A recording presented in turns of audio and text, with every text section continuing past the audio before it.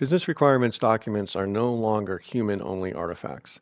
Agents are reading them, they're interpreting them, and they're acting on them. And if you want a clean and efficient development pipeline, your requirements need to be written for both these audiences, this human agentic hybrid audience. Today, I'm building an analyst agent that generates feature requirements documents and understands its place in the SDLC. And really, every agent that you're building these days needs to understand its role in that pipeline, that development pipeline. So it knows its output is feeding developers and going to designers and testers and of course other agents. And consequently, it adapts how it asks questions and structures its output to make that whole lifecycle more effective. So hi, my name is Paul, and I'm building a portfolio operating system for active retail traders. Let's dive into this exercise that I've already built out this agent. So let's have a look at that and how I did it. So what I did is I pulled up my agent pane in VS Code, and let me zoom in a little bit. And I started off with my brainstorming agent, and you can't see that that's what I did, but I picked a brainstorming agent, and I said, help me design this new agent. And its job is to write business requirements. And I talked a little bit about, it should focus on outcomes. And I gave an example of a kind of thing that we're going to be building out, and I'll do another video on the actual use of building the feature out coming up.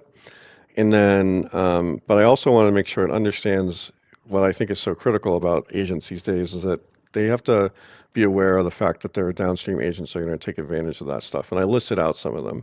And you'll know that I actually noticed that I forgot my UXD agent, which I'll get to in a minute. So he went ahead and he gave me a first pass at what this agent should be. And I don't think that anyone would really disagree that a business requirements job description would include somebody who's capable of writing documents like this. Business objectives, desired outcomes, scope, etc. This is all really important.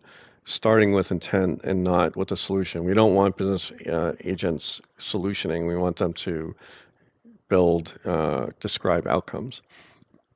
We want them to resolve ambiguity early. Like, that's brilliant. We absolutely want them to do that. So I won't read through every one of these things, but you can kind of see, and I'll scroll through a little bit slowly so you can have a look at it as you're looking at the video. But it kind of talks about all the sort of things that a classic business analyst should do. And then he's saying that, hey, you forgot about these other things that are important. So a decision policy. So this right here gets to like, how is the agent going to interact with us? And so we wanted to make sure it asks questions. When is it allowed to make assumptions? When should it defer to a human? Of course, as always, because we are Skynet, etc. And then our traceability model, it's suggesting, I actually will say no to that in a minute. And then what's the definition of done? Like, yep, absolutely. We should know when the business requirements document is done. Version and revision handling, I also am not too keen on that, especially for, solo developer, and so on and so forth. So I won't go through all this, but it suggested a bunch of things that it thought were important to include. And then it contextualized that for me in the context of my journal concept. So he went through and I responded to his idea. So I like the idea of a decision policy, but no for traceability. Definition done is good, so on and so forth. I don't think we really need a vocabulary in this thing. And then there were two things that this list of things did remind me about that I forgot to tell it. One of them is this idea of architecture decision records. So we have an ADR agent and we have already some architecture decision records. I have a whole video on ADRs. And I think it's important for the business analyst agent to consult with these ADRs. I don't want it to necessarily, I don't want it to solution anything, and ADRs tend to be, the how of a thing, and I want this thing to focus more on the what, but I don't want it to ignore the fact that there are ADRs out there. So I may tweak this as I work with it more, and I may even want it to just be completely ignorant of ADRs, but for the time being, I want it to at least be aware of ADRs, because there's some important business knowledge embedded in there, and the business analyst should know it. The other thing is, incredibly, I forgot about the UXD agent, which I just did a video on, and which I think is probably like one of the heart of any project is actually UXD. So it did that, and it went and revised everything. So I'll kind of scroll through this slowly if you want to read through this transcript here. And it gave us, a pretty good summary of everything. Um, and as we get down here, I wanted to make sure it understood how to find the ADRs. So I gave it a little bit. And one of the things about ADRs is that we have this applicable when concept. And so I don't want it to get overwhelmed with context. So I want to make sure that it's able to correctly just pull down the ADRs that it needs and not overwhelm itself with potentially dozens of ADRs where only one or none of them are actually relevant.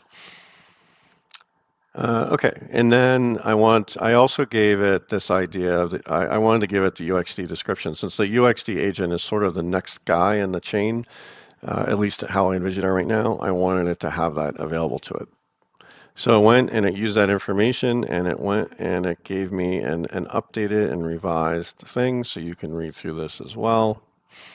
And then finally, I said, all right, give me your first pass, and it wrote for me now kind of a fairly rigorous explanation of what this agent is going to be. It's somewhat duplicative of the whole conversation that we already had. And then I wanted it to give me a final agent spec. So this is the thing that will go into goes into VS Code itself. So he did that, and he created a business requirements agent. And then I realized, we don't have a place for these specs. I want to make sure that they're in a folder. And so there's some conversation around specs and folders. And then just like tweaking that. And then I flipped over to my closeout agent. So I have a different video that talks about the importance of the closeout agent and what it does. And he gave me some good information here. He talked about what he's going to do. And he suggested a new ADR, but I don't really need one. He didn't identify any technical debt, and he suggested this new ADR, but no, I'm not gonna do that. So I said, go ahead, and he went and he did that, and boom, we got ourselves a nice little closeout. And then I told him to go ahead and commit that to GitHub. So that's what that looks like. So let's have a look at what this business requirements agent actually looks like. Just flipping over here, because now it will appear. And you can see we've been building up different agents. We have our ADR architect, we have our brainstorming agent, business requirements. Let's pull him up. And this is who we created. So let's do this. I think that'll make it a little bigger. And here we are. So this is our business requirements agent. He got a description, argument hint, and then I just gave him access to these tools right here. And then it's describing his core mission, his operating principles, gave him some information about how to find ADRs, about his decision policy, etc. So you can read this. This is up in the repo, and there's a link to the repo on the channel and in the description of this video. And this looks pretty good to me. So I feel pretty good about this and using this as the basis for writing some business analyst and business requirements documents that will then become input to agents downstream. So that's it for this video. I hope that you liked it and found it interesting. Please like the video and subscribe. In the next video, I'm going to actually use the business requirements agent to create for me requirements for the journal feature of the portfolio operating system. I also have a video that talks about the importance of journaling if you're interested, but the next video will be a technical implementation of that journal. Thank you very much, and I'll see you on the next one.